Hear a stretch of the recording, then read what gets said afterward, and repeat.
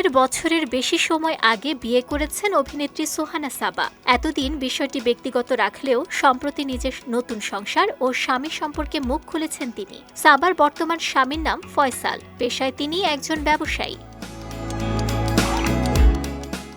2023 সালের 7 নভেম্বর সুহানা সাবার নতুন প্রেম নিয়ে সংবাদ প্রকাশিত হয়েছিল। তখন প্রেমের সম্পর্কের কথা স্বীকার করলেও প্রেমিকের পরিচয় প্রকাশ করেননি এই অভিনেত্রী।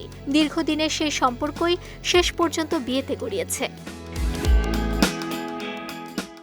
সুহানা জানান, ফয়সালের সঙ্গে তার প্রেমের সম্পর্ক ছিল 5.5 বছরের। এরপর দুজন বিয়ের সিদ্ধান্ত নেন। তবে বিয়ের নির্দিষ্ট তারিখ প্রকাশ করতে চাননি তিনি।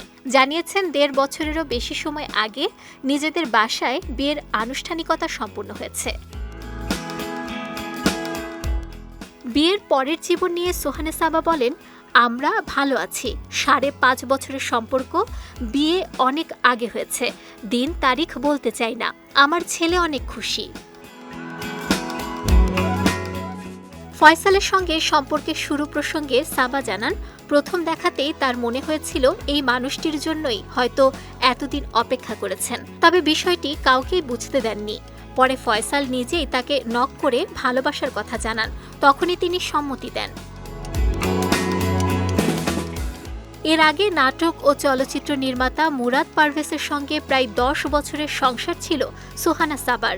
তাদের এক সন্তান রয়েছে। বিচ্ছেদের পর নানা টানাপোড়েন পেরিয়ে নতুন করে জীবন শুরু করেন তিনি।